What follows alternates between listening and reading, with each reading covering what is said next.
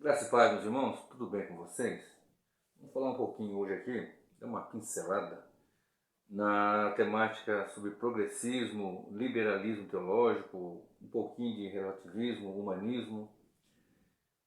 Nos dias atuais, né, já de algum tempo, temos enfrentado grandes adversidades no campo teológico. Na verdade, sempre ocorreu isso, né? Desde a época de Paulo, dos apóstolos, né? Os pais da igreja, os pais apostólicos, os pais apologetas, a igreja vem enfrentando, sempre enfrentou adversidades dentro do campo teológico, sempre ocorreram, né, grandes adversidades.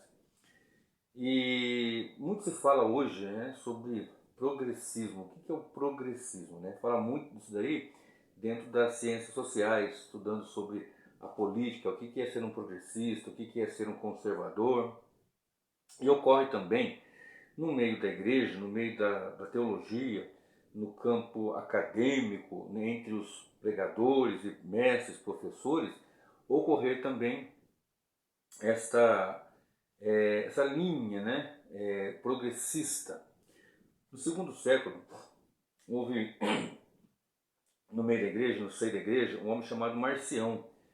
E ele foi, na verdade, ele fundou uma igreja. Ele digamos assim, ele criou, né, uma igreja com um sistema chamado de marcionismo. Né? No segundo século foi fundada uma igreja que rivalizava com a mensagem cristã ortodoxa, ou seja, a mensagem bíblica, a mensagem centrada. Né? Então, ele transmitia, a igreja que transmitia inicialmente por Jesus e os apóstolos a mensagem do Evangelho, e esse daí foi um elemento na história da igreja, um elemento deletério, prejudicial no meio da igreja. E ele, se você estudar depois, como eu disse aqui, uma pincelada, eu gosto de fazer essas coisas para depois você ir buscar, né, informações e crescer nessas instruções para que ocorra assim, maior conhecimento e crescimento.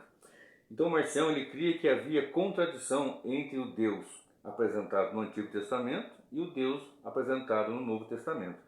Você já ouviu isso? Muitas pessoas nos dias atuais não dizem, né? Bom, o Deus do Antigo Testamento é um Deus perverso, um Deus irado, um Deus que mata, um Deus que manda punir as crianças, um Deus que manda ceifar a cidade inteira, inclusive os animais, e crianças de peito, etc. E o Deus do Novo Testamento já é um Deus amoroso, um Deus de amor, é um Deus que é complacente, um Deus que, para muitos, né, é um Deus complacente, com pecado até, enfim, uma série de situações, vamos falar um pouquinho daqui a pouco. Então, o Deus do Antigo Testamento seria um Deus malévolo, e do Novo Testamento um Deus amoroso, sendo diametralmente opostos. Né? Ele cria ver contradições entre o Deus do Velho Testamento e o Deus do Novo Testamento. Ele concluiu que deveríamos rejeitar o Deus do Antigo Testamento e tirar qualquer resquício do seu caráter no Novo Testamento. Né? Com isso foi realizado então edições do Novo Testamento com o objetivo de eliminar, de circunscrever apenas o Deus de amor. Não é assim que muitos pregadores fazem hoje? Não é uma mensagem que nós ouvimos em muitos lugares, não, Deus te ama, Jesus te ama, eu tenho sempre falado aqui no meu canal. A mensagem do Evangelho é a mensagem de amor, e de fato é, a maior expressão de amor está na cruz do Calvário. Tem até um sermão com esse tema no meu canal, a expressão do amor na cruz do Calvário. Não tardou para a igreja considerar Marcião como um herege e rejeitar seus ensinos, sendo excomungado da igreja. Tertuliano, um dos pais da igreja, escreveu uma reputação em 5 volumes contra o marcionismo, os quais abordam a herética concepção de que Jesus não tem relação com Deus judeu, com Deus do Antigo Testamento.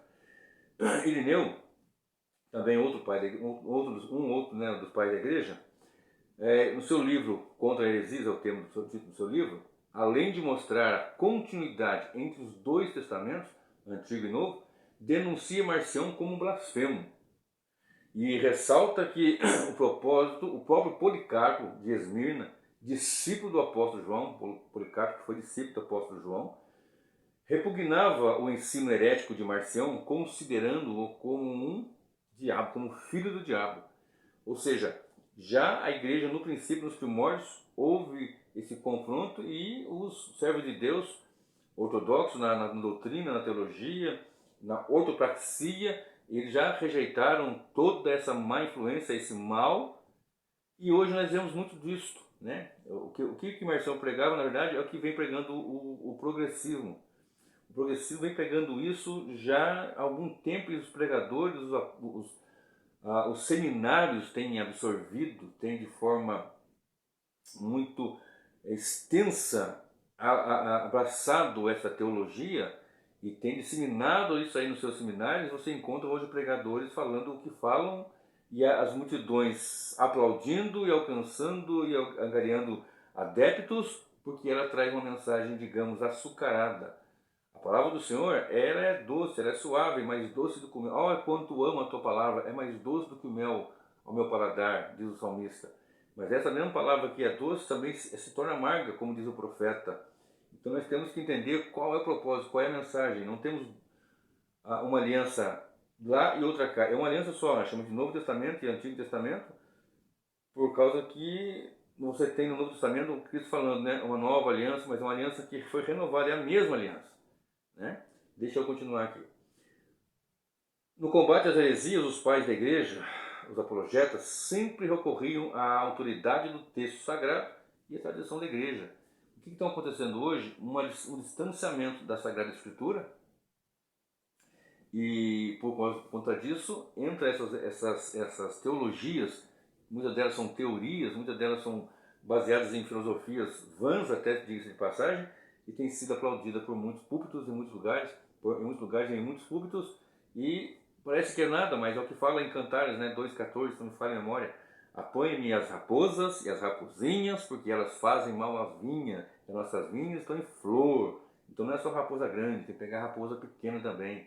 Isso que eu falo, mas o que tem em colocar pintura de preto? O que tem por trás dessa pintura? Qual é a ideologia que é por trás disso? O que tem, qual é o problema de colocar um tambor lá como púlpito para atrair os jovens? É o que tem, o que está querendo atrair, como você quer atrair, qual é o que está subjetivamente ou subliminarmente ali apresentado de uma forma muitas vezes sutil e subliminar, mas que tem intenções outras que não apresentaram o verdadeiro e pleno Evangelho de Jesus Cristo, que por si só é poderoso, não precisa de nenhum subterfúgio. Por exemplo, quer ver uma coisa muito comum, né? Enquanto o pregador vai pregando, vai ministrando ali, fica ali um fundo musical, muitas vezes num teclado, fica aquele teclado, aquela música sublime. Isso é feito nas seitas orientais. Isso é uma técnica comum de se fazer, é uma técnica comum. O Evangelho de per si não precisa de nada disso. De per si, ele é absolutamente capaz de mexer com toda e qualquer emoção que o homem possa apresentar. Não, mas coloca uma musiquinha de fundo para dar um relax, para dar um clima, para daí o pregador vem com aquela voz mansa e suave, né, com aquela linguagem cativante, com aquele vocabulário, colocando o ser humano em certas posições das quais ele não merece ser apresentado. Eu vou chegar daqui a pouco nisso. Então, concluiu-se então que o marcionismo nada mais é do que o progressismo teológico evangélico. Era isso, era progressivo. O que é o progressivo? O progressismo, perdão, ele confronta, ele bate de frente com o conservadorismo. Ser conservador não é ser... Eu fui chamado há poucos dias de retrógrado. Fui chamado de retrógrado, fui chamado de antiquado, de arcaico, porque eu apresentei o evangelho puro e simples. A pessoa disse, olha, meu pai é pastor há muitos anos, só que agora ele não é mais religioso, ele agora é só cristão agora, não é mais religioso. Antes ele era religioso, fazia cultos, ia na igreja, todos aqueles procedimentos que tem, aos domingos e tal, e visitação, etc e tal. Não, agora nós temos um núcleo em casa e ele agora não é mais religioso. E eu apresentou o evangelho, fui chamado de arcaico, de retrógrado, né? Em outras palavras, ele quer dizer, você está fora e você é quadrado e você não faz parte do sistema. O sistema é diferente, não é bem assim mais. Mudou muita coisa, progrediu. Então isso é progressismo. Progrediu, você vai mudando, você vai crescendo, você vai evoluindo, a mensagem vai evoluindo. Um outro dia, não, já faz algum tempo já, talvez uns anos, já não sei, mais de uma década, eu conversando com alguém, não me recordo o nome dele, numa loja de livros, uma livraria, né? Então ele disse assim, olha, tudo progride, tudo evolui, até Deus está evoluindo. Por isso você vê um Deus no Antigo Testamento e um Deus no Novo Testamento, porque ele evoluiu. No Antigo Testamento era um Deus que fazia isso e aquilo, e matava e destruía. Aí você chega lá no Novo Testamento, um Deus amoroso, um Deus que perdoa a prostituta, um Deus que recebe pecadores, que come na casa de publicanos, que toma vinho com eles. Então, porque foi evoluindo. Isso é progresso, progrediu. Claro que você progredir e crescer, isso é importantíssimo. A própria palavra nos ensina antes crescer na graça e no conhecimento do Senhor Jesus. Mas esse conhecimento vai te levar sempre às Escrituras Sagradas. Então, esse progressismo teológico, esse marcionismo, já desde antigamente, ele tem hoje aí com outras apresentações, e você vai ver pessoas querendo atualizar a Bíblia, como há pouco tempo, até tem no meu canal, né? Atualizar a Bíblia ou reciclar o pregador. Está no meu canal esse sermão, esse estudo que gravei aqui em casa também. Então eles querem atualizar a Bíblia, quer fazer de um jeito que a Bíblia favoreça as mídias, favoreça os pensamentos filosóficos, os pensamentos ideológicos nos dias atuais, de maneira que, se você fizer isso, você vai estar alcançando mais vida, alcançando mais pessoas com uma mensagem que vai atrair, que vai ser adocicada, que vai ser palatável, que vai transmitir uma essência muito sublime, de maneira que você consegue entrar em todos os ambientes. Você vai chegar na política, no esporte, nas faculdades, você vai chegar em várias camadas da sociedade e para todas as idades, né? Em toda a faixa etária. Então você conseguiu apresentar o Evangelho, mas qual é o Evangelho? Qual é a mensagem? É esse que é o problema. Então, atualizar a Bíblia, reinterpretar textos bíblicos, adequando-os a uma realidade que agrade gregos e troianos. É isso que o progressismo, que o marcionismo vem trazendo, que esse progressismo vem trazendo. Atualizar as escrituras, pegar textos e fazer uma releitura, uma reinterpretação. Não é bem isso que está dizendo. Não é lançado no inferno, não é bem assim. Uma ocasião, eu vi um pregador, ele tinha acabado de se formar num seminário, aqui no Vale do Paraíba mesmo, e ele disse o seguinte: olha, a Bíblia, ela tem a verdade, mas não tem toda a verdade. Aquilo me soou tão estranho, eu tinha uns 30 anos já, eu creio. Aquilo me soou muito estranho. Quando ele falou aquilo, a maneira que ele falou, eu tinha acabado de sair do seminário. Eu estou dizendo sempre aqui que a Bíblia não é exaustiva na apresentação de Deus, mas eu reafirmo que a Bíblia ela é absolutamente suficiente para apresentar o Deus misericordioso, de amor, de justiça. Porque quando fala ira, as pessoas pensam em ira nos moldes humanos, nivelam a ira de Deus pelo molde da ira humana. Não. A nossa ira é egoísta, a nossa ira é egocêntrica, a nossa ira ela tem mesquinhez. A ira de Deus é santa, de um Deus santo que vai punir e que pune sim pecadores. Tanto que ele enviou o Filho dele para que daqueles que ele escolheu não fosse punido no inferno, para ser punido em Cristo na cruz do Calvário. Essa mensagem que não é palatável. Aí você vê ali, me chama aquela menina? Priscila Alcântara, né? Aquele El Hayashi, David Leonardo, com multidões acompanhando pessoas dessa natureza, desse naipe, de maneira que o evangelho que eles apresentam e trazem aos ouvidos é um evangelho que é muito suave, muito sutil, muito macio, mas que não tem a palavra arrependa-se, mas que você venha como quer e fique como queira, né? Então faz aqui uma reinterpretação, uma releitura. Então, você pode ver que esse pessoal mesmo daí da Missão Integral, Teologia da Missão Integral, que também está nessa barca aí, né? Estude um pouquinho sobre teologia da Missão Integral, você vai entender. Outro dia talvez eu faça até um vídeo mais detalhado sobre isso. Então, o que acontece? Vem aquela frase que alguém disse que é atribuída a Agostinho, né? Ou melhor, a São Francisco, né? Pregue o Evangelho, se necessário for, use palavras. O Evangelho é proclamação, o Evangelho é declarar em plenos pulmões, com toda a veracidade, com toda a firmeza, o que é a verdade do Evangelho. O que é o Evangelho? Boas novas. Do que? Salvação. Do que e de quem? Porque quando se fala de salvação, tem que se apresentar a salvação do que. Como assim salvação? Do que estou sendo salvo? Oh, Jesus, eu tenho uma frase numa livraria que eu passo em frente, está escrito assim, ó: Jesus te ama e quer te salvar. Ué, mas se ele ama e quer salvar, por que ele não salva? Alguém pode perguntar. Jesus vai salvar aqueles que o Pai deu para ele, elegeu, predestinou, vai salvar mesmo. Mas eu não sei quais são, não sei quem são, só ele sabe, então eu tenho que anunciar, tenho que pregar. E ele vai salvar do quê? Da condenação eterna, da ira de Deus, não é salvado do diabo. O diabo, como diz Lutero, é o cão de Deus, o cachorro de Deus, né?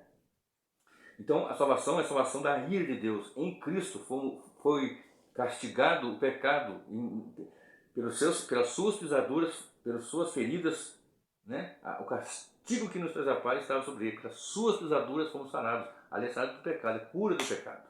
Então veja bem, aí essa pessoal dessa teologia aí progressista, marcionismo aí, da teologia de missão integral, nessa laia tudo aí, entra assim dizendo, olha, não precisa pregar, usa falar, sua atitude, o seu jeito de ser vai mudar a mente das pessoas. Então aí eu faço o bem. Eu estou ajudando pessoas, levando cesta básica, levando marmitex na madrugada, sopa na madrugada no frio. Isso é louvável, isso é importante. O cristão faz isso para a glória de Deus. E Deus recebe isso daqueles que são filhos dele. Agora, muitas outras pessoas fazem isso. Pessoas até que são ateias, que não conhecem, que não creem em Deus, que não conhecem a Bíblia, mas que são pessoas operosas nessa situação também social, né? Ajudam, fazem campanha de agasalho, campanha de alimentação. Quando há a ocasião de catástrofe, são as primeiras que estão ali, isso é louvável. O Espírito faz isso com maestria, né? Com o objetivo de que, para que na próxima reencarnação, segundo ele, porque isso não acontece, não existe, ele venha melhor e evolua, ou vá para outro planeta, né? E assim por diante. Então eu faço bem. E se alguém perguntar o porquê, então ali eu explico, aí eu faço bem, aí começo a pregar o Evangelho e é isso que a Bíblia ensina, foi essa a mensagem de Jesus, ó, ide por todo mundo, pregar o Evangelho a toda criatura, fazei discípulos. Mas para eu fazer discípulo, eu tenho que ser discipulado. Para eu ser discipulado, eu tenho que aprender. E para eu aprender, eu tenho que estar na igreja, eu tenho que ser corpo, eu tenho que fazer parte, eu tenho que ter a mente de Cristo. Aí eu vou anunciar o Evangelho. O Evangelho, a mensagem do Evangelho, a mensagem de boas novas. Mas a mesma mensagem de boas novas, ela é cheia de vida e cheia de morte. Está lá em Coríntios, cheio de vida e cheio de morte. Já está cheio de sermões meus que eu cito sempre isso.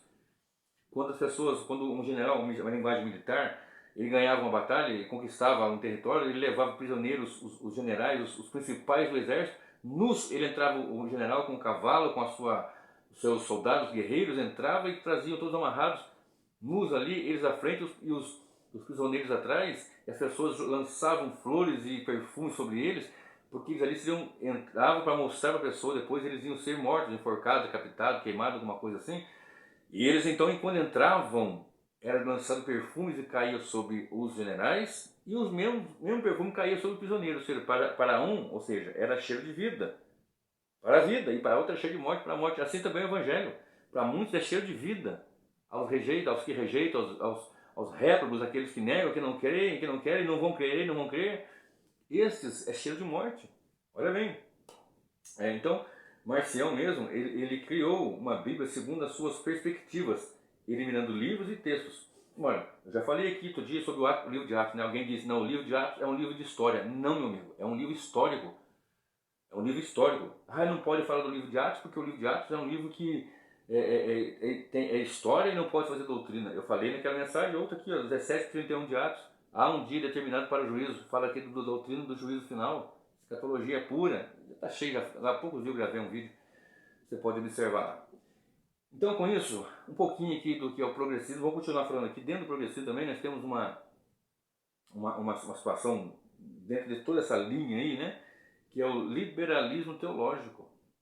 No século XIX ocorreu outro fenômeno que questionava as verdades essenciais da fé cristã, né, que é o liberalismo teológico, influenciado pelo iluminismo. Depois você estuda sobre o iluminismo, pega lá na biblioteca, aluga, peça um livro, vai lá na internet, pesquisa o que é o iluminismo do século XIX, o que aconteceu ali, você vai entender que foi um momento que as pessoas queriam pensar, ou seja, a palavra assim, sapere aude, ou seja, ouse pensar. Eles vinham vendo a igreja, aqui se diga a igreja católica romana, os termos que eram dados, tudo aquilo que veio acontecendo nos séculos mesmo anteriores à reforma, na pré-reforma, na reforma, pós-reforma, todo aquele processo que acontecia de a igreja tinha a igreja, o Estado e o povão, os proletários, né, como depois foi chamado mais à frente, esses poderes, a igreja associada com o governo.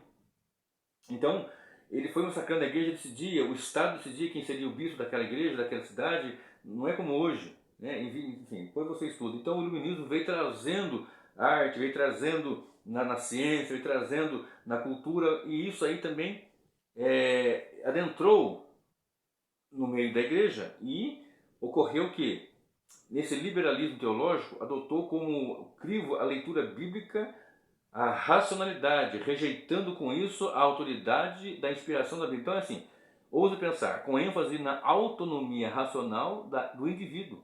O liberalismo teológico adotou como um crivo de leitura bíblica a racionalidade, rejeitando com isso a autoridade da inspiração bíblica. Por exemplo, com isso, consequentemente, aconteceu o quê? Um otimismo ético no qual se afirmava o estabelecimento do reino de Deus por meio de ação no mundo. É aquilo que eu falei, se precisar você usa a palavra, mas sua vida, sua conduta ética, moral, que deve ter, o cristão deve ter, o ser humano deve ter, o cristão muito mais ainda, evidentemente. E por meio da ação no mundo, e esse crivo para com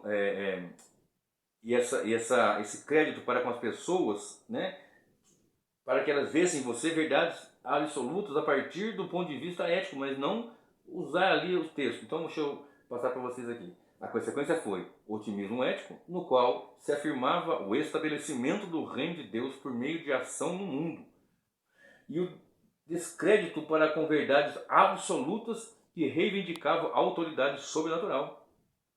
É aquilo.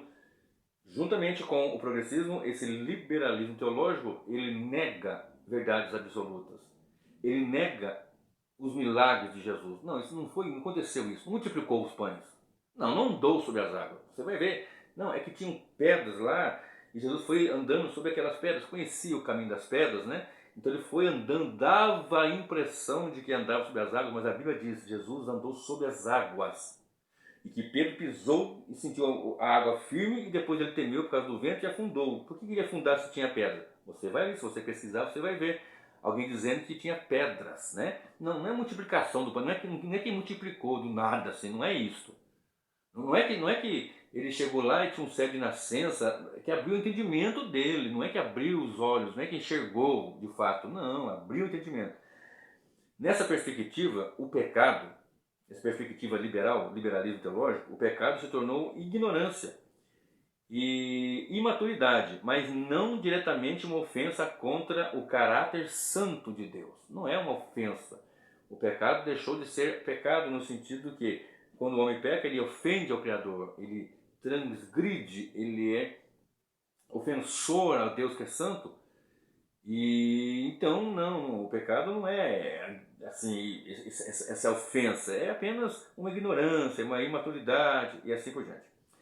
Semelhantemente ao marcionismo, o liberalismo teológico retalhou a Bíblia ao seu bel prazer, escolhendo aquilo que julgava como base em como é que fala? Em pressupostos diversos, ser mais palatável. Então retalhou igual o Marcião fez. Esse aqui vai, esse aqui não vai. Não é assim que é feito hoje? Você não vê pessoas pregando na internet e na televisão, postando, né? Pregam nas suas igrejas e postam na internet depois, sobre texto. Não é bem assim. O que ele quis dizer não é isso. Mas à luz de um contexto, à luz da verdade inteira da palavra, sem pensar, sem fatiar, sem ficar picando ali, você vai ter uma boa teologia, de maneira que você vai entender pelas Escrituras, pela iluminação do Espírito Santo, as verdades ali declaradas, né? Então eles tentam deixar ali mais palatável. Imagina eu pregar, olha, arrependei-vos, porque se você não se arrepender, você vai para o inferno. Eu já vi pessoas me dizerem, não podemos pregar assim. Porque se você prega assim, você vai assustar as pessoas. E se você falar isso, eles não vão na igreja no domingo. Se você encontra com ele na sexta, na quinta, no sábado, e você fala, olha, você precisa... Aí se você falar isso, eles não vão. Peraí, quem convence não é o Senhor Jesus Cristo, não é o Espírito Santo? Quem que capacita não é o Senhor? Quem que salva não é o Senhor? Você não ganha almas. Quem ganha é Cristo. Quem ganha é o Senhor. Então fique em paz, prega o Evangelho. Seja educado, seja cortês, mas seja firme nas apresentações bíblicas. Se não se arrepender dos seus pecados, o inferno lhe aguarda. Pronto, acabou e não tem conversa. E não tenha medo de anunciar o Evangelho, não tenha medo de anunciar as verdades puras, nua e crua, porque isso é o Evangelho e ele garante o resultado. Ah, mas a pessoa não se arrependeu. Foi Deus que não lhe deu arrependimento. Pronto, acabou. Pensa assim, você vai ficar tranquilo, porque quem dá o arrependimento também é o Senhor. E você não sabe se amanhã, depois... E você não sabe também se você vai ter outra chance de encontrar com essa pessoa. Preste bem atenção. 1 Coríntios 1, 23 diz assim: mas nós pregamos a Cristo crucificado, que é escândalo para os judeus e loucura para os gregos. Porque para os judeus era um escândalo a mensagem da cruz, alguém morrendo num madeiro, sangrando até a morte. E era loucura para os gregos. Mas que mensagem é essa? Nós somos tão sábios, tão filósofos, tão filosóficos, com tantas coisas assim. Você vai falar de alguém morrendo, sangrando até a morte, um homem morrendo, Deus feito homem, sangrando até a morte. Isso é um absurdo, isso é loucura, isso é escândalo. Este é o Evangelho. Um pai irado matou um filho inocente por causa de outros filhos. Esse foi o título de um folheto evangelístico que eu mandei fazer numa gráfica aqui perto, ano passado. Eu fiz esse folheto e o título, o cabeçalho desse meu folheto, panfleto de evangelização, era pai irado, atenção, porque assim, pai irado mata filho inocente por causa de outros filhos. E as pessoas pegavam, e muitos irmãos me procuraram, pediram até para eu liberar ali a arte, né, para poder fazer nas suas igrejas, acharam interessante. Eu falei, pode fazer, irmão, isso aqui me deu esse entendimento foi o Senhor, eu não tenho capacidade para isso se Deus não me der. Por quê? Qual é a verdade aqui? Não é um pai irado? Deus está irado? Deus está irado contra o pecador e contra o pecado? Não é só o pecado, não, pecador, meu irmão. Essa conversa não, Deus ama o pecador e odeia o pecado. Não, essa conversa não é uma conversa bíblica, essa é uma conversa progressista, é uma conversa do liberalismo teológico. A conversa bíblica é: o pecador vai para o inferno com o pecado. Se Deus ama o pecador, por que ele vai para o inferno? Ué, tá entendendo? Claro que depois de perdoado, ele agora faz parte da igreja, então é santo, servo do Senhor. Você vai ler, né, Paulo escrevendo a carta aos santos da igreja tal, aos santos da igreja tal, aos santos da igreja tal e assim por diante. Vamos lá. Voltando aqui para o liberalismo, não tardou para que, diante da destruição dos pressupostos mais básicos, os cristãos se posicionassem contrariamente a essa teologia, essa tendência pseudo-cristã. Ocasionou que a igreja também se posicionou de uma forma a enfrentar e confrontar as heresias. É isso que os pregadores têm que fazer, meu irmão. Né? Você tem que ensinar a igreja, pregar a igreja, falar a verdade na igreja. E quando levantar uma dessas aí, seja firme no falar. Não deixe as raposinhas, porque elas são perigosíssimas. Né? Teólogos, né, como Karl Barth, por exemplo, entendem, né, que toda teologia deve partir da Bíblia para fora e não de fora para dentro. É o que nós falamos sempre. Não é uma teologia que você inventa e traz para vou adequar, vou adaptar, vou deixar mais doce, mais suave, palatável. Eu não vou dizer que Deus vai mandar o homem para o inferno, eu não vou dizer isso, não. Eu vou usar um eufemismo. Olha, Jesus não usou. Quando ele veio pregando para que as pessoas se arrependessem. Arrependei-vos porque está próximo, arrependei-vos porque chegou o reino de Deus, arrependei-vos de crer no Evangelho. João Batista vem pregando isso, Jesus pregou isso, e o Pedro pregou isso, Paulo pregou isso, a igreja prega isso. Arrependido do quê? Arrependimento vai objetivamente ocasionar mudança, metanoia, mudança de mente, vai mudar vida, vai ser nova vida, nova criatura, nova criação, nascer de novo. Então não tem essa conversa de vamos adocicar, vamos melhorar daqui e dali, não. Apesar da influência liberal nos pastores e nos seminários, sempre houve cristãos, especialmente nas áreas mais simples, que mantinham uma fé conservadora. Abraham Kuyper, né? Neocalvinista holandês, ele estava trilhou nessa linha do liberalismo teológico quando num confronto com uma jovem camponesa. O que quer dizer uma jovem camponesa? Uma moça da roça. Né? O escritor aqui que eu estou usando como base sobre essa questão, ele escreveu aqui, quando ele confrontou Abraham Kuyper, ele estava trilhando o caminho do liberalismo, confrontando uma jovem camponesa, uma moça da roça. Né? A jovem camponesa de fé bíblica e conservadora, ele se converteu. Ele estava trilhando esse caminho, mas confrontado com uma serva de Deus, temente ao Senhor, humilde e simples da roça, mas ele se arrependeu e ele se converteu. Os liberais tinham uma ligação estrita com a igreja, apesar de repudiá-la em vários sentidos. Usufruíam e criticavam toda a estrutura criada, sem negar o osso, ou seja, uma vez que a única coisa possível para o liberal seria o meio acadêmico. Então começou nos meios acadêmicos e começou a ensinar. E começou a dizer, olha, e tem muita gente que não estuda, e não lê, e não pesquisa, e não observa com um olhar de temente ao temor a Deus, não um olhar crítico para condenar para com todos, mas aquele olhar assim de, deixa eu ver se isso é assim mesmo, vamos comparar os temas, vamos ver aqui os textos, o que está dizendo, né? Por isso que quando a Bíblia fala que Deus deu pastores para a igreja, né, pastores, mestres, a palavra ali pastor, né, deu apóstolos, e etc, profetas, não sei o quê, pastores, mestres.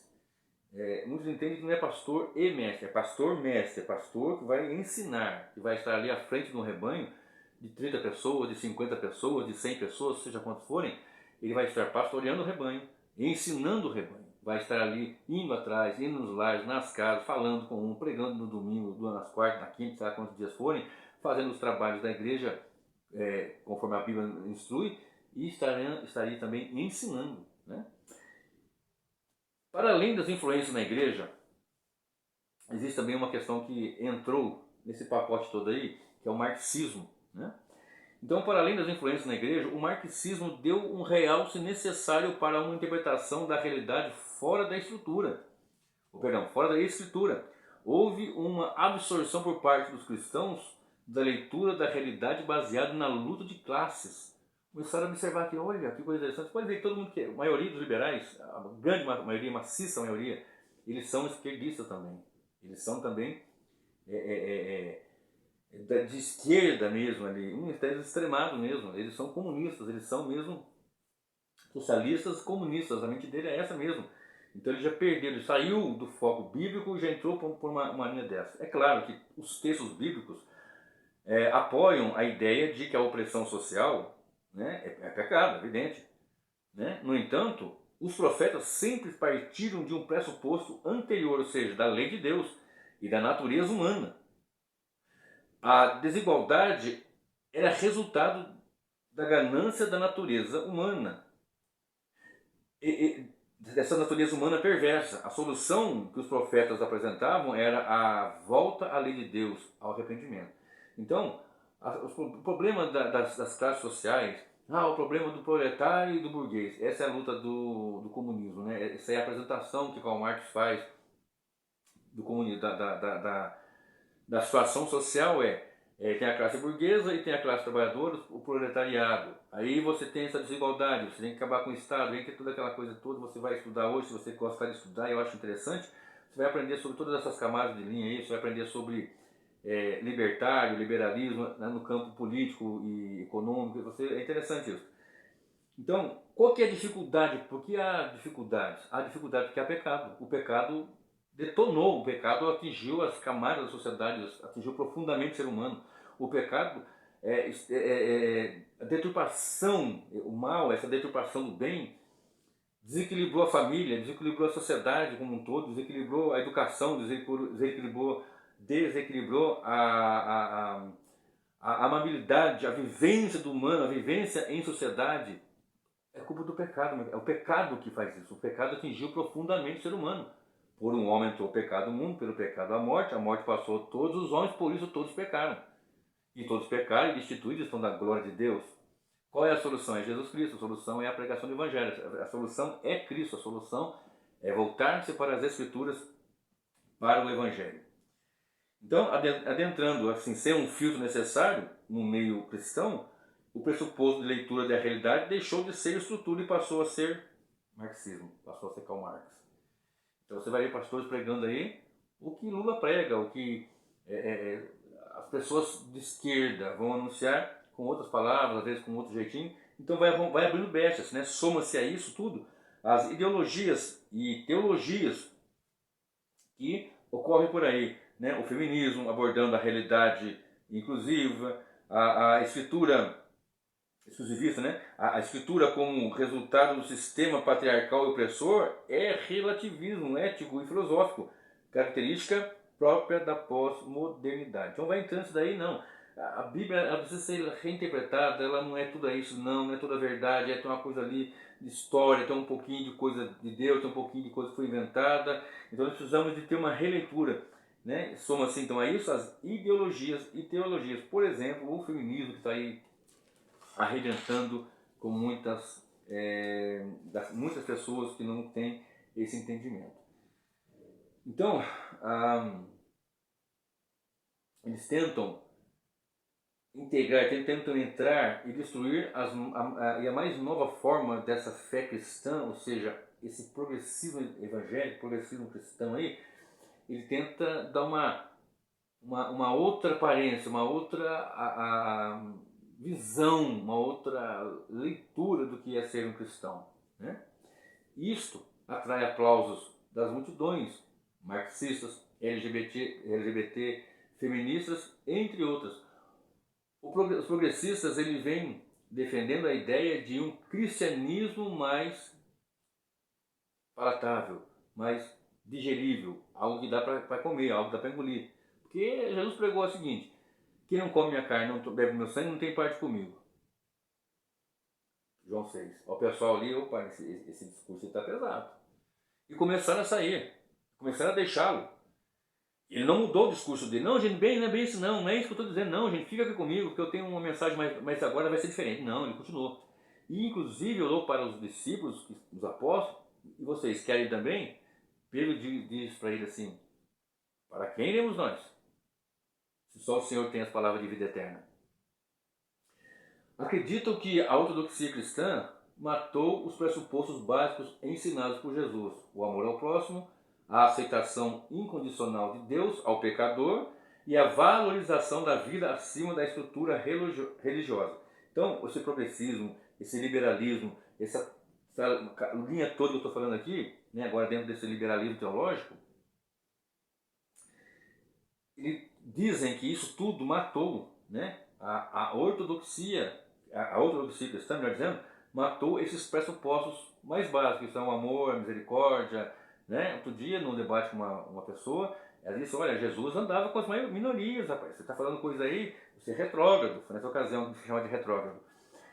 A pessoa está lá, Jesus andou com as minorias, ele andou com a prostituta. Não, ele pregou para a prostituta, João capítulo 8, quem não tiver pecado, tire a primeira pedra, depois você lê lá, e ele diz para ela assim: ó, vai e não peques mais. Ele não foi condizente, ele foi pregar o evangelho. O evangelho é aqui: arrependa-se, vá e não peque. Ninguém te condenou? Não, também não te condeno.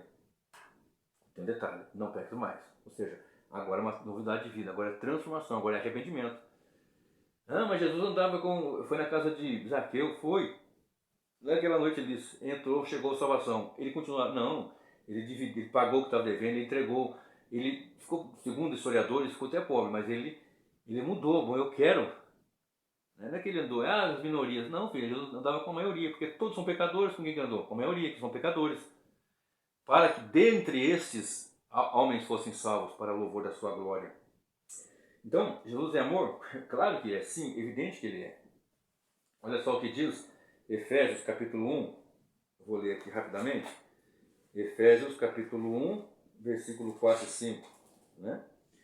Como também nos elegeu nele antes da fundação do mundo, para que fôssemos santos e irrepreensíveis diante dele em amor.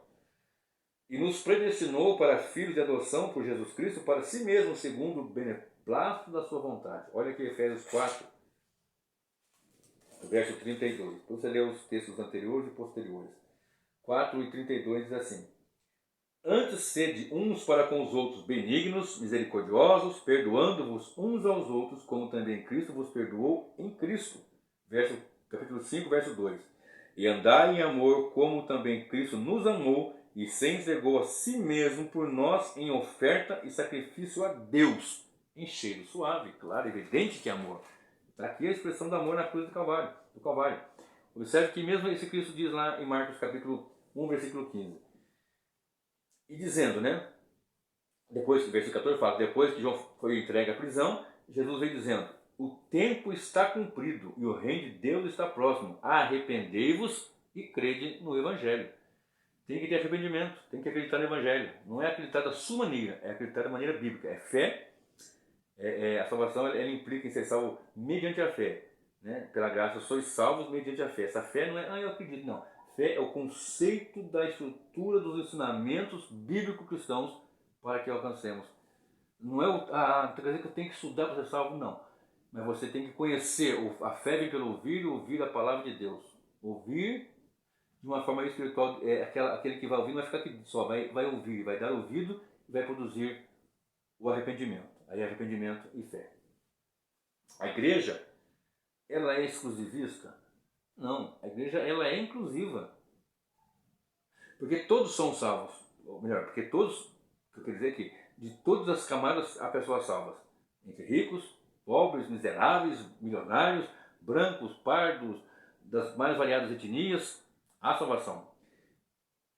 E uns vieram do caminho das drogas, outro veio do homossexualismo, ou da homossexualidade, outro veio de uma situação que não tinha nada disso, mas ele aprendeu que todos são pecadores, né, porque não mata, não rouba, não, né, porque é uma mania que o povo tem de falar, olha, fulano de tal é homossexual, o outro também que não é, se não se arrepender, vai para o inferno. Não é porque o camarada é homossexual que ele está condenado, ele está condenado porque está debaixo de condenação e pecado. João 3,36 está escrito bem claro isso. Vou ler aqui para vocês verem. João, capítulo 3, depois você lê o capítulo inteiro. Mas só que em João 3,36, João Batista dizendo, ele fala o seguinte, né?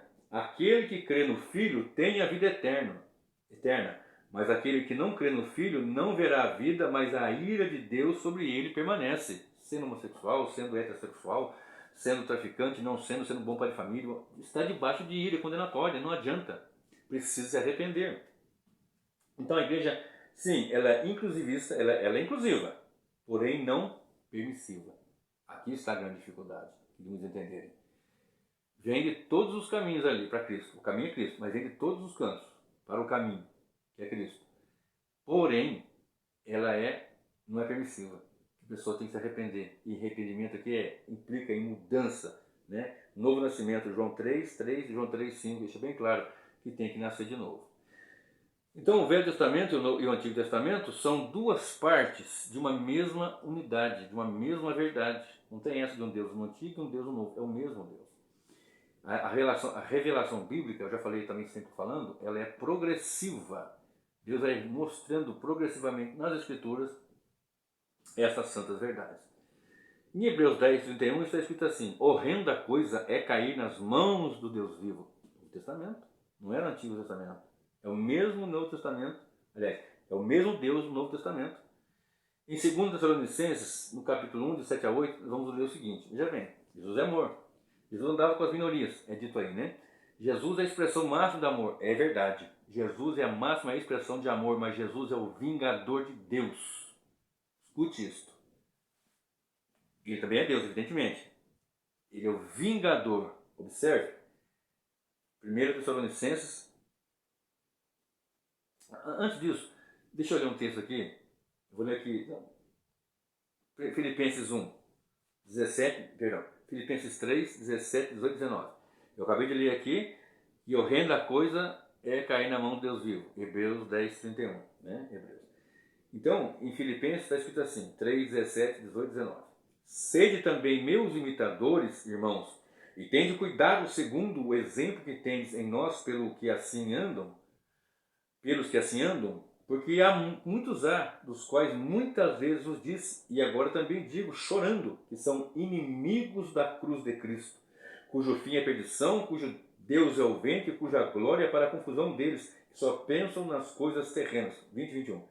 Mas a nossa cidade está nos céus, de onde também esperamos o Salvador, o Senhor Jesus Cristo, que transformará o nosso corpo abatido para ser conforme o seu corpo glorioso, segundo o seu eficaz poder de sujeitar também a si todas as coisas. Agora sim, os inimigos da cruz estão aí, aos montes, né? Em ideologias, em filosofias, em métodos e assim por diante. Segundo a Epístola aos Tessalonicenses, capítulo 1, e o versículo 7 e o versículo 8. Depois você lê todos depois, antes e depois. 1, 8 e 9. Como labareda de fogo, tomando vingança dos que não conhecem a Deus. Vou ler o 7 também, vai. E a vós que sois atribulados, descanse conosco, quando se manifestar o Senhor Jesus desde o céu com os anjos do seu poder. Eu não li agora há pouco que há os inimigos da cruz, mas que nós esperamos a manifestação do Filho de Deus. né? Acabei de ler aqui em Filipenses 3, 17, 18, 19, 20, 21.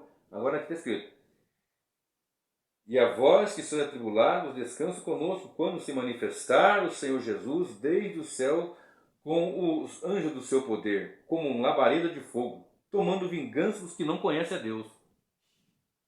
Jesus. Não é um demônio aqui, não é Satanás.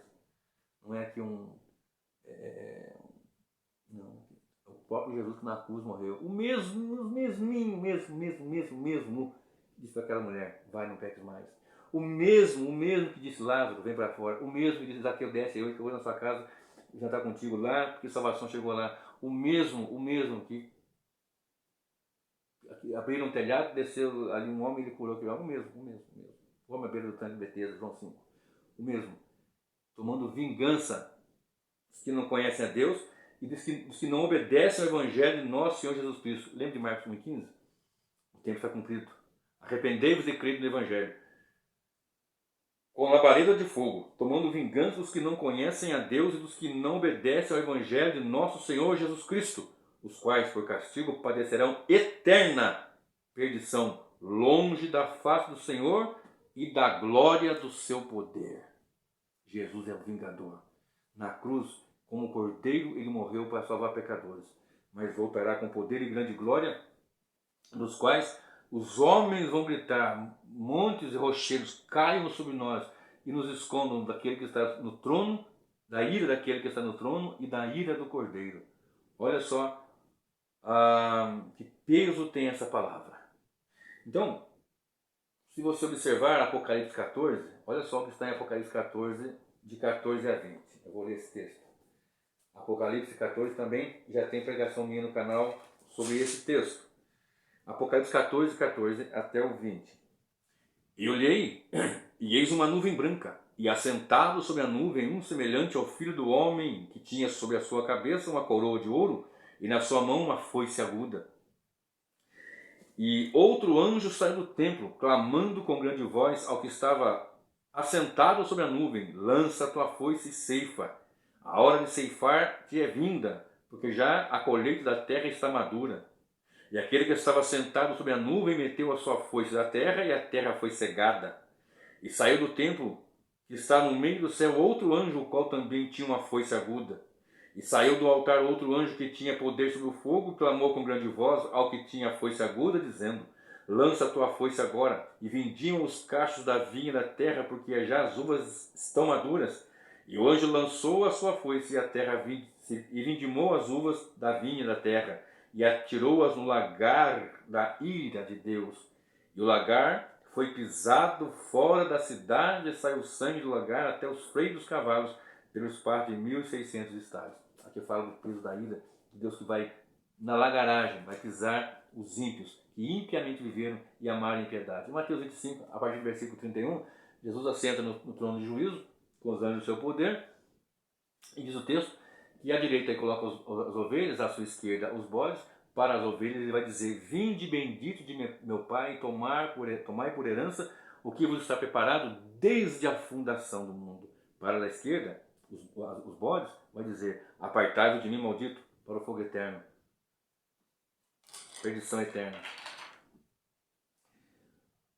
Se você observar essa linguagem, essa linha aí do progressismo, né? O progressismo ele figura como o humanismo. O que é o humanismo? O humanismo ele tem o homem como o próprio egocentrismo. É uma pregação teocêntrica. O humanismo ele tem no homem a solução de todos os problemas, que o homem é capaz, né? O homem tem condições. Então o progressismo figura como humanismo, o novo marcionismo e, quando não, uma apostasia da fé. Ele diminui a ofensa da cruz, né? Aí vem aquela linda, aquela turminha lá, David Leonardo, Theo Hayashi, Priscila Alcântara, e outros tantos que não sei o nome, e tantos por aí que são desconhecidos, que vão se multiplicando a cada dia, que vão copiando e vendo que dá certo. Olha, deu certo, hein? Levar uma marcazinha desse tamanho assim pra cá, deu certo. O outro veio, puxa, o que deu certo? Pragmatismo. Deu certo fazer a campanha de 7 dias, deu certo fazer a campanha de 21 dias, deu certo fazer a campanha de... Se a sua faz isso aí, irmão, racha fora daí. Procure uma igreja perto da Bíblia, ainda que esteja longe da sua casa.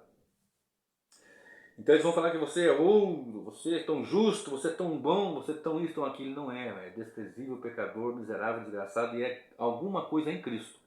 Se agora somos a igreja é no coletivo, claro que salva os indivíduos, mas na igreja que é o corpo, então você vai ter uma vida diferente, uma vida dedicada a Ele, por causa dele, para a glória dele. Deus derramou o seu amor em nós, Romanos 5, versículo 5, pelo Espírito Santo que nos foi dado, somos selados com o Espírito Santo, mas de pecadores terríveis, que Ele que salvar pela sua grande misericórdia. Sua grande, nos amou sendo nós ainda pecadores. Está bem? Então, esse progressismo aí, né, como o humanismo, como esse novo maçonismo, e quando não apostasia, ele diminui a ofensa da cruz. Né? A cruz não é a expressão de como o homem é bom. Você viu como que o homem é bom? Não, a cruz está dizendo como o homem é perverso. A única solução era enviar um filho inocente para morrer por pecadores. E eu já ouvi dizendo, quando Cristo estava à cruz, ali estava o maior pecador levando a cruz. O maior pecador de onde? Segundo Coríntios 5, 21 diz assim, aquele que não conheceu o pecado, Deus o fez pecado por nós, para que nós fôssemos feitos justiça de Deus. Ou seja, não era o maior pecador que estava ali, era aquele que levava em si o pecado de muitos, os quais Deus elegeu e predestinou e deu ao Filho. Então, a cruz de Cristo revela a nossa perversão. O humanismo e essa linhagem toda aí usa como chave de interpretação a realidade, uma realidade que não é bíblica, é uma realidade progressista. E essa aí está sucumbindo em marxismo, em feminismo, em relativismo. O que é relativismo? Relativizar vai colocar assim, bom, tem uma verdade que é sua, mas que é minha. Você tem a sua verdade, eu tenho a minha verdade. Não, a Bíblia tem verdades absolutas. E nós temos que conhecer, e a verdade vai libertar. Conheçamos e prosseguimos de conhecer o Senhor. Né? Conhecereis a verdade, e a verdade vos libertará. E se o Filho vos libertar, verdadeiramente sereis livres. Então não é um relativismo. Pode ser que para você seja bom, pode ser que seja ruim. E isso ainda implica dizer que Satanás pode ser que seja tão bom quanto Deus em alguns aspectos, ou Deus pode ser tão perverso como Satanás em alguns aspectos. Você vai escutar isso dentro do relativismo. Para um é bom uma coisa, mas para outro não é. Talvez para você seja bom, para outro não. E aí começa aquela coisa toda. Isso está entrando também em muitos lugares já. Certo? Então, aí começa essa realidade progressista, está sucumbida, está lotada, está encharcada de marxismo, feminismo e relativismo. Todos os males decorrem do pecado. O pecado faz separação entre Deus e o homem. O pecado faz separação de uma forma terrível, né? E nessa linhagem não há arrependimento. Segue aí que Deus é amor e está tudo certo. Está tranquilo. Não vai nessa barca não. Essa barca é uma barca furada. Aqueles que defendem a verdade, né, que tem uma ortodoxia bíblica, eles são acusados de farisaísmo. Né? Aqueles que defendem a verdade são... o liberal diz que o ortodoxo, ou o defensor da verdade, assume o papel de fariseu diante de Jesus. Jesus denunciou o pecado. Se você observar Paulo escrevendo a Timóteo, em sua segunda epístola, capítulo 4, versículo 1, diz assim, diz o Espírito expressamente que nos últimos dias apostatarão alguns da fé, dando ouvidos à doutrina do demônio, a espíritos enganadores. E homens vão estar juntando pessoas com comichão, com coceira no ouvido para ouvir essas baboseiras. Observe que as igrejas que falam esse tipo de coisa estão abarrotadas, hiperlotadas. Pretensamente eles afirmam, né, que só o progressista sabe ajudar os outros e ter ações relevantes. Então acusam os conservadores de teórico de gabinete, que não se envolve com o pobre e a realidade de quem sofre. E depois dizem ainda o seguinte, só os progressistas eles descem lá na favela, nas quebradas e vão ajudar as pessoas. Muito pelo contrário, irmão. Eu já vi e vejo, graças a Deus, pessoas das mais até humildes mesmo, ajudando o mais humilde do que ele ainda. Né? E anunciando, e pregando, e falando toda a verdade. Né? E eles começam a fazer uma dicotomia entre Jesus e Paulo. E Paulo pregava de uma forma que não agregava, que não recebia, como no caso a prostituta, que Jesus recebeu ela, mas ele recebeu ela em transformação, em novidade de vida. Claro que pecadora, mas foi transformada, não ficou venha como quer e fique como quer. A transformação. Né? Paulo acusa o pecado e Jesus anda com as minorias. Não, vai e não peques mais, eu acabei de falar isso. Então essa linhagem aí, ela menospreza a realidade crística da igreja. A igreja é o corpo de Cristo. A igreja não é uma ONG. A igreja não é uma instituição elaborada por homens, uma ideologia humana. Isso é um plano de Deus, é um projeto de Deus. A igreja é de Cristo, a igreja é o corpo de Cristo. Eu e você sozinho não somos a igreja, como muitos hoje querem fazer. Né? Em Atos 9:4, o Senhor disse para Paulo: Saulo, Saulo, por que me persegue? Persegui a igreja, perseguiu Jesus. Está entendendo? A tendência de desegrejar e criar outros núcleos de reunião cristã sem esse aspecto da comunhão e adoração, sem essa condição estipulada por Deus, né? Então querem agora, eu falei agora há pouco, não, eu deixei de ser religioso, agora sou apenas um cristão, mas não entende o que a palavra cristão quer dizer. Seguidores de Cristo, pequeno Cristo, exemplo de Cristo, exemplar de Cristo, de modo que tem uma maneira de cultuar, uma maneira de servir. Não é assim, meu querido. Tem um princípio regulador do culto a Deus. Por causa de não observar isso, tem culto aí chamado de reunião, que se junta lá só para falar de dinheiro, é mamão, mamão, mamão, o tempo todo. Lembra que eu falei agora há pouco daquelas tecladinhos tocando, aquela coisa lá, apaga a luz, todo mundo ali. Daqui a pouco solta o batidão. Na hora de pedir oferta, solta o batidão. Né, entre um e outro ali para dar aquela quebrada. Sabe? O evangelho é por si só, meu irmão, poderoso para transformar vidas. Então, como diz Franklin Ferreira, né? Os cristãos que se denominavam progressistas, de fato apoiaram dois tipos de revolução, o nazismo e o comunismo. Dessa forma, duas formas essencialmente ditatoriais, cruéis de regime político. Eles supravalorizam a cultura às custas ou em detrimento da doutrina bíblica. Eu sempre estou falando que é importante ser culto. Eu falei em poucos vídeos agora, poucos dias, uns vídeos aí. É importante estudar, de ler, de conhecer, de saber da história, da filosofia, disso, daquilo, é muito importante. Mas isso daí não em detrimento da doutrina. Você quer colocar uma cultura da contracultura bíblica. Esse é o grande problema. E quando buscam contextualizar o Evangelho, trazer a cultura para dentro do Evangelho, sem prescrever as verdades, valores bíblicos, eles trazem então valores mundanos e tentam corrompidos na cultura e tentam apresentar isso na igreja. Então, quando a Bíblia é interpretada sempre a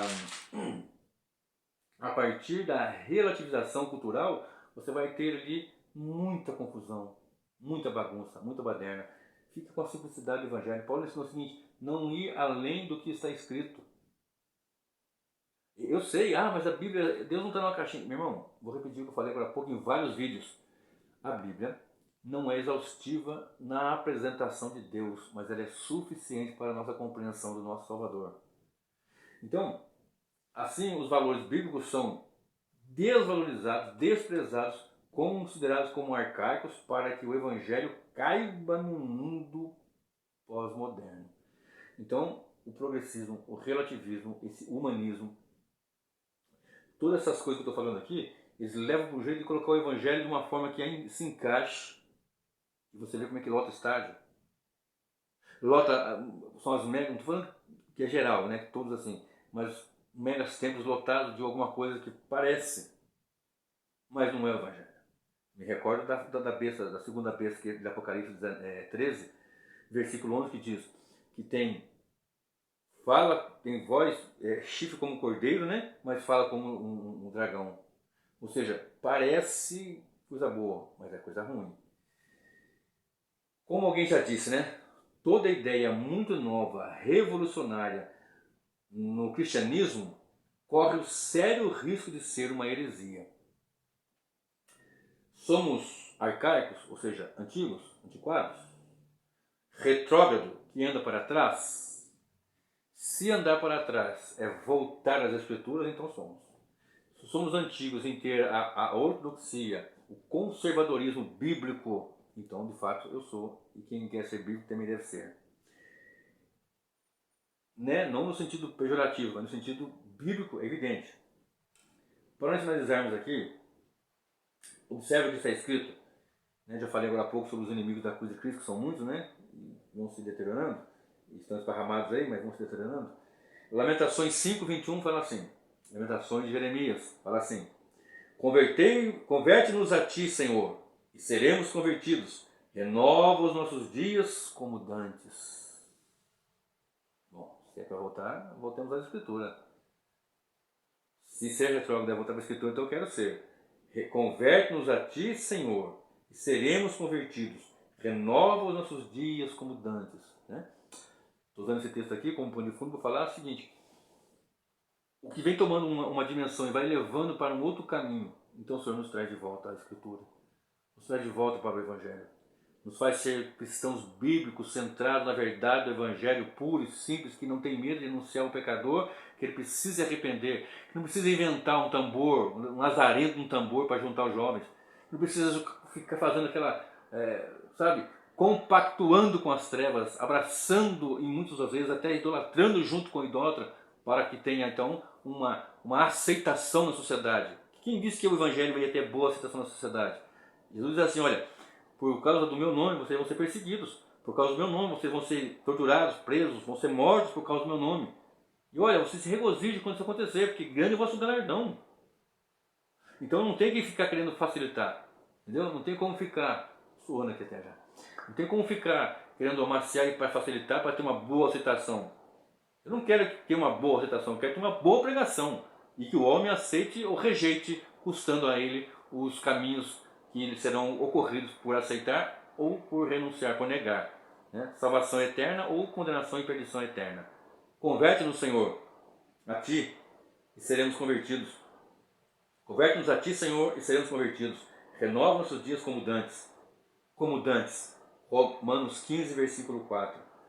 Porque tudo que dantes foi escrito, para o nosso ensino foi escrito, para que pela paciência e consolação das Escrituras tenhamos esperança. Que o Senhor te abençoe e te guarde, que a pureza do Evangelho de Jesus Cristo seja máxima na sua vida, que você rejeite essa total perversão evangélica que vem acontecendo no evangelicalismo, nessas questões que vem nessas últimas décadas aí, o progressismo, o liberalismo, relativismo, o humanismo, o marcionismo, todos esses ismos que são realmente deletérios para a igreja, para a edificação dos santos. Mas que o Senhor nos conserve na pureza do Evangelho, que possamos falar como Pedro diz: para quem iremos? Se só Tu, Senhor, tens palavra de vida eterna. Que o Senhor te abençoe e que o Senhor te guarde em Cristo Jesus.